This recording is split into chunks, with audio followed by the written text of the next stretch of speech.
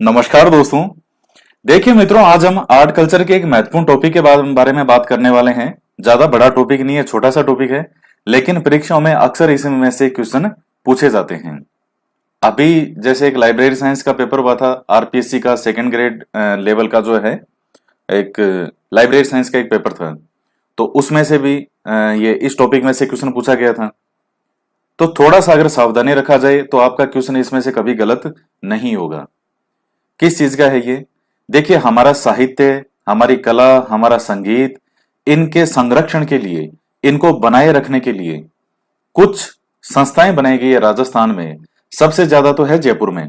इसके अलावा एक एक दो दो चीजें जो है वो कोई जयपुर में, ये उदयपुर में है, कोई बीकानेर में है, कोई टोंक में है, कोई जोधपुर में है।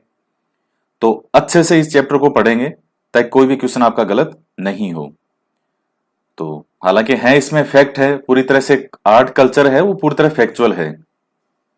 तो इसको देखते हैं हम। तो पहले हम जो दूसरे स्थान है जहां चीजें कम है उनको ध्यान में देखेंगे, और फिर बाकी जो बची कुची है वो सारी जयपुर में है। लगभग 14-15 के आसपास मैंने जयपुर में लिखी है। आपकी सुविधा के लिए जिला वाइज इनको लिख दिया, यानी जयपुर में जितनी भी संस्थाएं हैं वो सब मैंने एक साथ लिख दी। उदयपुर में जितनी भी संस्थाएं हैं वो सब एक साथ लिख दी। तो उससे आपको याद करने में सुविधा रहेगी। तो पहले वही देख लेते हैं। सबसे पहला आता है उदयपुर में। इसमें देखते हैं इसकी 4 महत्वपूर्ण चीजें हैं। उदयपुर में क्या क्या है? सबसे पहला तो है भारतीय लोक कला मंडल। 1952 में स्थापित किया गया था देवीलाल सामर के द्वारा। तो देखिए, इसको स्थापित करने का उद्देश्य वही है, लोक कला मंडल। जो हमारी लोक कलाएं हैं, राजस्थान की संस्कृति है, पुरानी जो हमारी कलाएं, हस्तकलाएं वगैरह है या लोक कलाएं हैं, वो लगातार चली आ रही है हमारी। तो उनको संरक्षण प्रदान करने के लिए, वो संरक्षित रहे, बनी रहे, तो उसी परिप्रेक्ष्य में ये चीजें बनाई गई है। तो भारतीय लोक कला मंडल है कहां पर? उदयपुर में है। वो आपसे यही पूछेगा, ये आगे वाला भी नहीं पूछता है। सन वन मैंने लिखे हैं, लेकिन ये जनरली नहीं पूछता।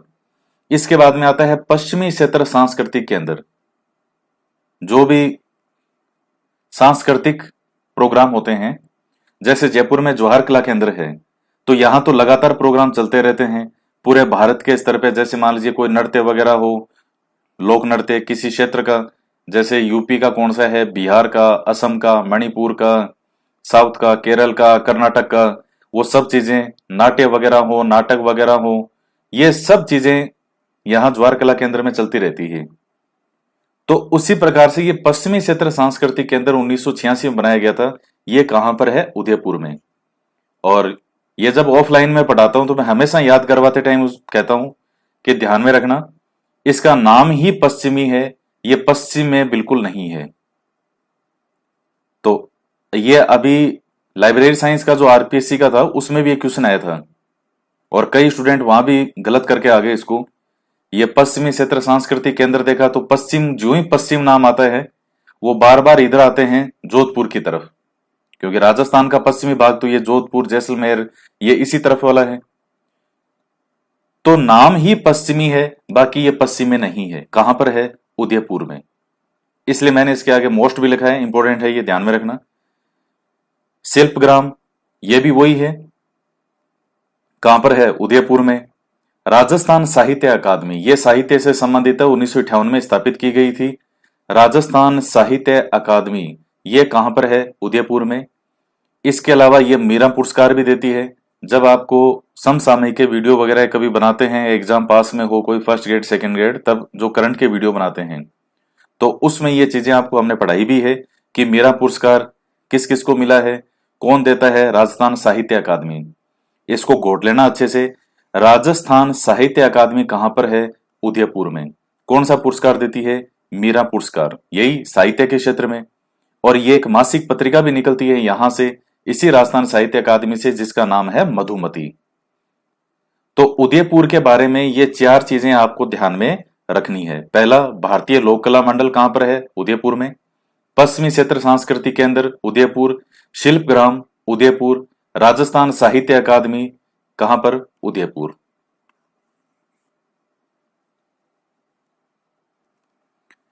इसके बाद में नेक्स्ट आता है जोधपुर। तो अब देखिए जोधपुर में कौन कौन सी हैं, आपको दो संस्थाएं ध्यान में रखना है। एक तो है रूपायन संस्थान जोधपुर बोरुंदा में, जोधपुर में जो बोरुंदा है वहां पर, और एक साहित्यकार हैं विजयदान देथा जो कि बीजी के नाम से लोकप्रिय हैं, तो वो भी यहीं के हैं, बोरुंदा के हैं। और इस रूपायन संस्थान के निर्माण में विजयदान देथा जी और कोमल कोठारी जी, इनका योगदान रहा है इस रूपायन संस्थान की स्थापना में। अब आप कहेंगे इसका काम क्या है, तो वही काम है इसका, जैसे राजस्थान की जो लोक कला है या लोक संगीत है या जो वाद्य होते हैं उनके संरक्षण के लिए, या जैसे मान लीजिए जो कलाएं लुप्त हो रही है, ये लगभग इनके उद्देश्य सेम से हैं। चाहे वो जयपुर में कुछ संस्थाएं हो तो वो तो अलग अलग क्षेत्रों की गई हैं, क्योंकि उसकी जिम्मेदारी लगभग सभी पर है, तो उसके अकॉर्डिंग तो वही उद्देश्य हैं इनके। तो है कहां पर, जोधपुर में है रूपायन संस्थान। इसके बाद में आता है राजस्थान प्राच्य विद्या प्रतिष्ठान। ये कहां पर है, ये भी जोधपुर में है। कब स्थापित किया गया था, 1951 में स्थापित किया गया। अब ये नाम से देखेगा प्राच्य विद्या प्रतिष्ठान, क्या है यहां पर इसमें, तो जो हाथों से लिखी हुई ग्रंथ हैं, जैसे जो मतलब हम कह सकते हैं जो हस्तलिखित ग्रंथ हैं, उनका संग्रह करना, उनका संपादन करना, सर्वेक्षण, प्रकाशन, ये सब चीजें, संरक्षण, ये सब कहां है, राजस्थान प्राच्य विद्या प्रतिष्ठान। और इसी प्रकार का एक दूसरा आपको मिलेगा राजस्थान राज्य अभिलेखागार नाम से, बीकानेर में। वहां भी आपको हस्तलिखित ये चीजें बहुत मिलेगी। तो प्राच्य विद्या प्रतिष्ठान, ये मेन है प्राच्य विद्या प्रतिष्ठान, राजस्थान प्राच्य विद्या प्रतिष्ठान, ये कहां पर है, जोधपुर में। तो जोधपुर के आपको दो नाम ध्यान में रखने हैं, एक तो रूपायन संस्थान बोरुंदा में जोधपुर, और दूसरा है राजस्थान प्राच्य विद्या प्रतिष्ठान जोधपुर। अब बात करते हैं बीकानेर। तो बीकानेर के अंदर आपको दो ध्यान में रखने हैं, एक तो है राजस्थान भाषा साहित्य और संस्कृति अकादमी, ये कोमा यहां नहीं है, ये ऐसे लग गया था पहले, राजस्थानी भाषा साहित्य और संस्कृति अकादमी। अभी जो मैं एक लाइब्रेरी साइंस वाला पेपर बता रहा हूं जो सेकंड ग्रेड का हुआ था और भी पहले के परीक्षाओं में, ये राजस्थान साहित्य अकादमी और राजस्थान भाषा साहित्य और संस्कृति अकादमी, इन नामों के अंदर विद्यार्थी कंफ्यूज हो जाता है। मैंने उदयपुर वाला आपको बता दिया और यहां यह है बीकानेर वाला। देखिएगा डिफरेंस, देखिएगा जो उदयपुर में हमने पढ़ा वो तो था राजस्थान साहित्य अकादमी, ये नाम था राजस्थान साहित्य अकादमी, ये तो था उदयपुर।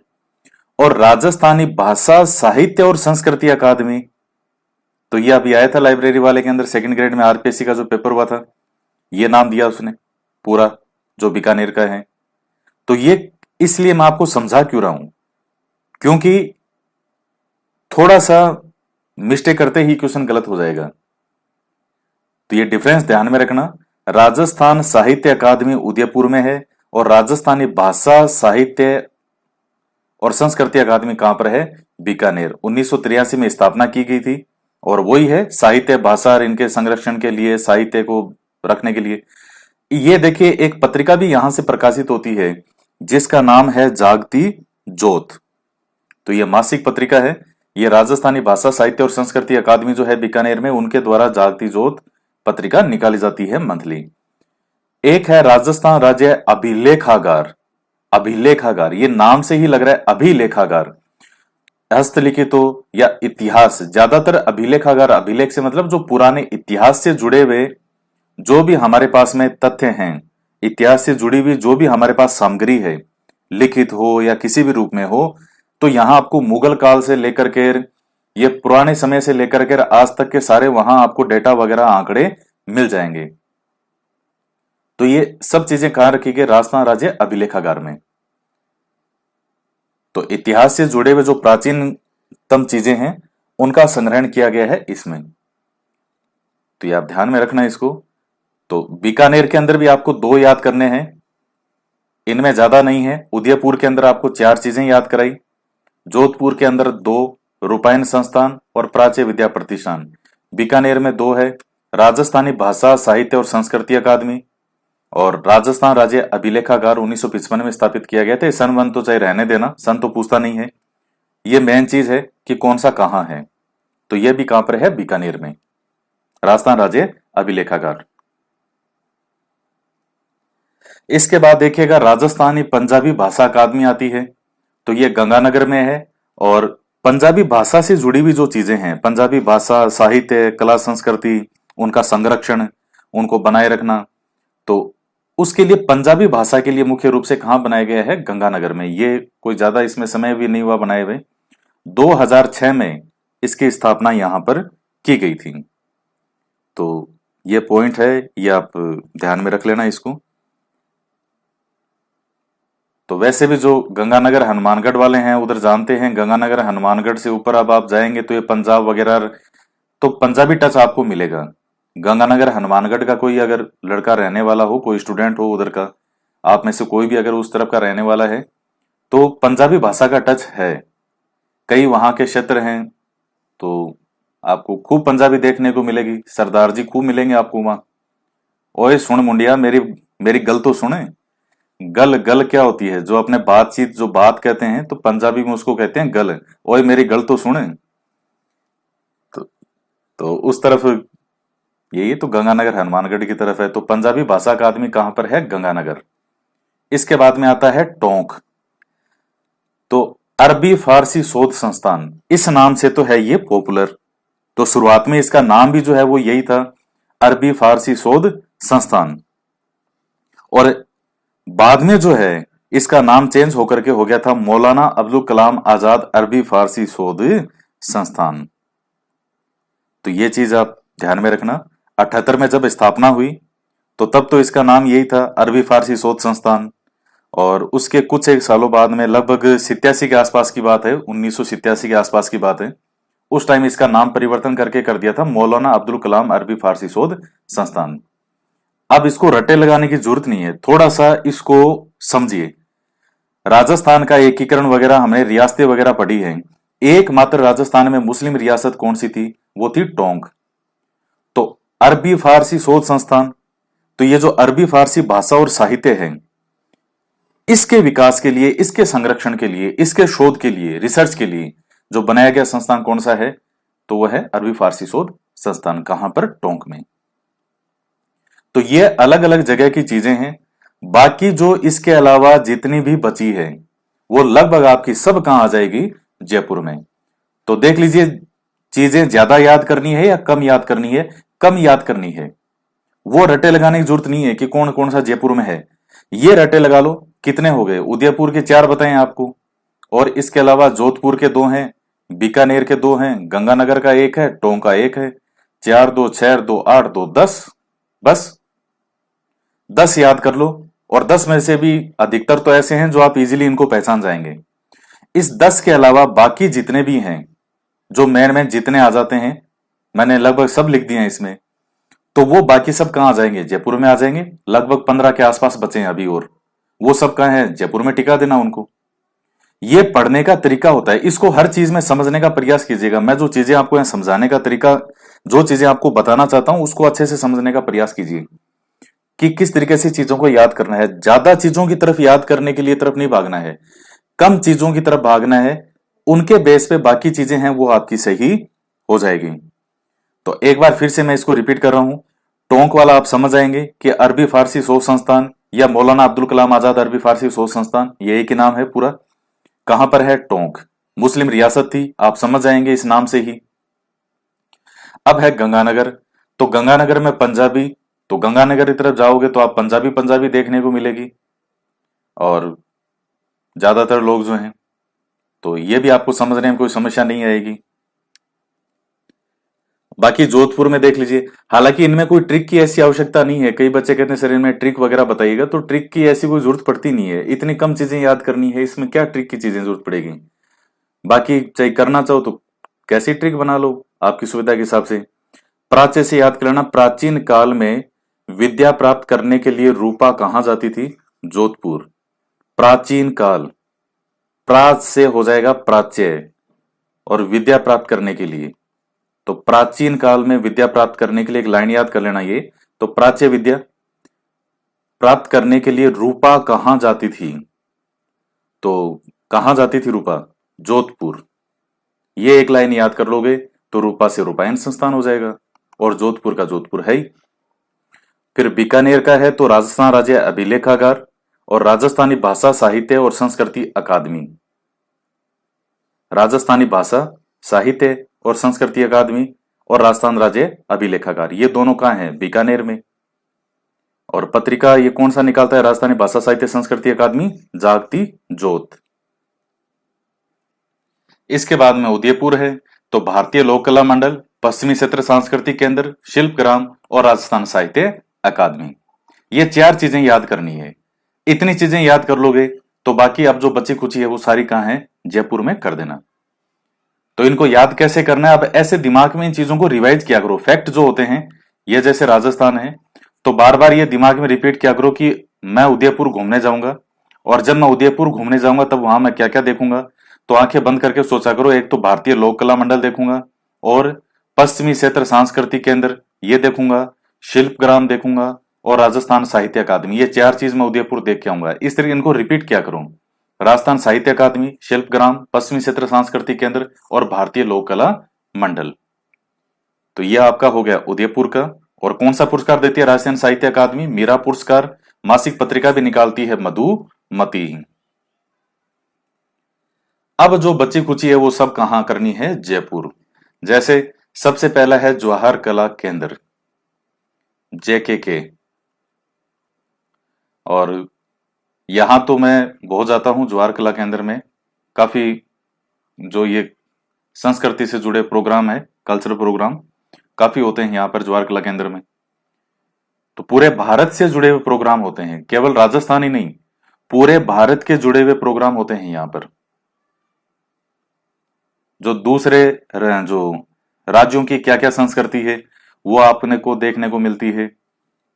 फूड स्टॉल भी लगती है, मतलब वहां जैसे मेले वगैरह कई बार उस तरह से आयोजन, मेला तो क्या उस स्तर पे जैसे वो आयोजन होता है, तो जैसे कि असम का कौन सा फूड है, बिहार का कौन सा फूड है, इस तरीके से वो चीजें भी होती है। तो आपको पूरा भारत की संस्कृति को जानने का मौका मिलता है।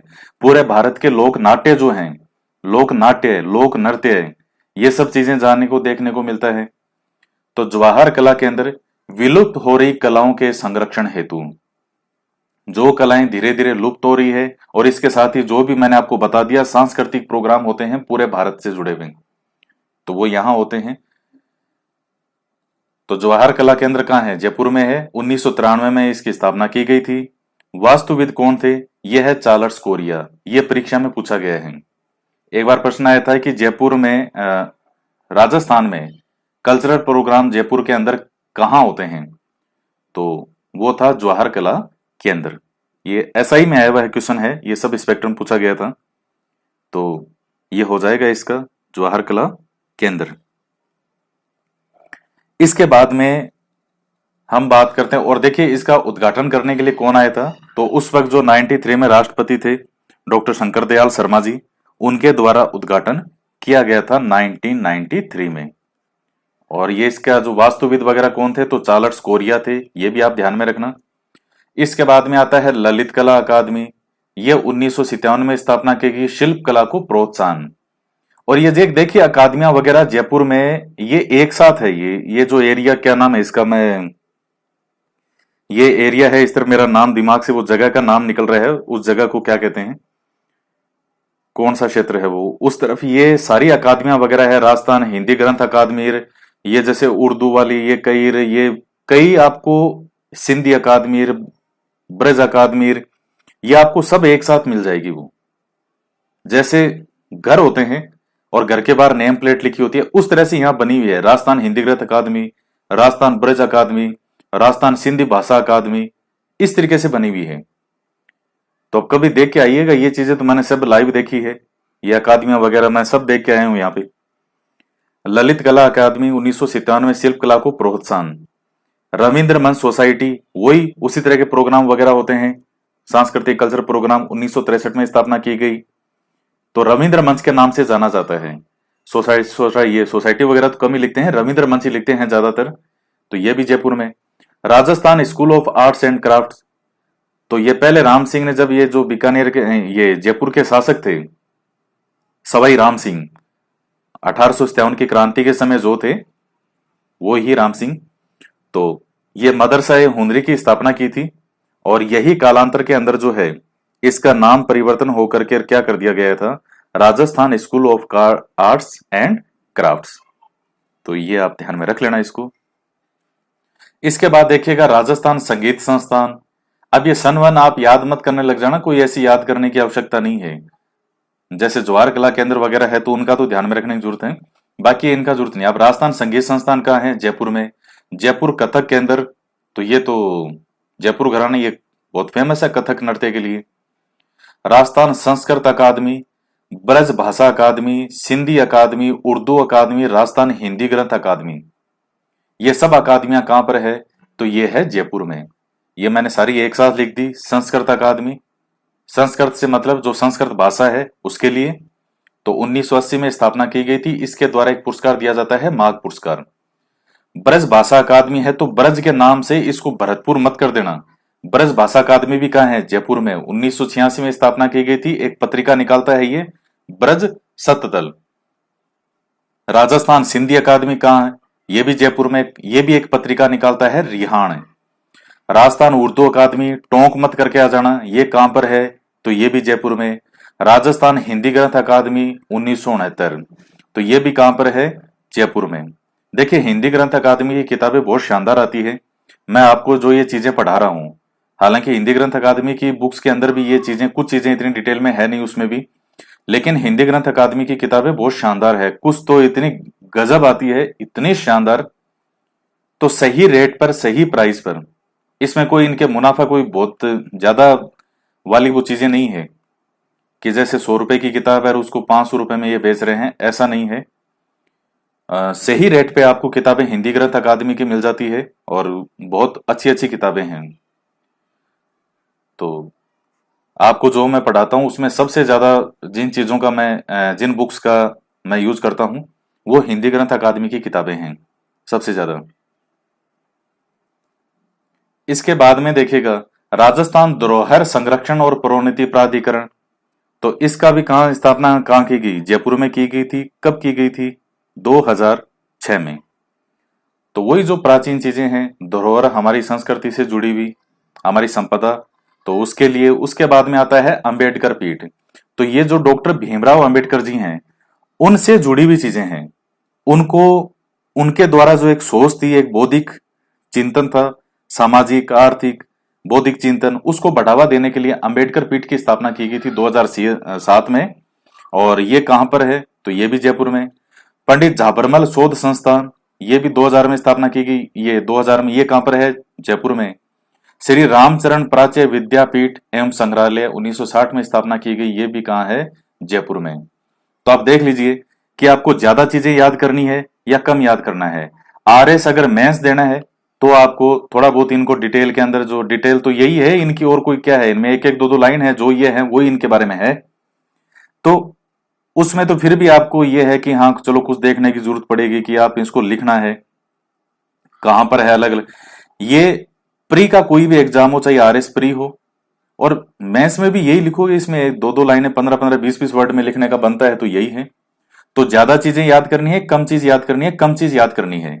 जयपुर के अंदर मैंने आपको 15 संस्थाएं बता दी, अलग अलग क्षेत्र से जुड़ी हुई, साहित्य संगीत ये इनसे, ये जैसे जो सांस्कृतिक प्रोग्राम वगैरह।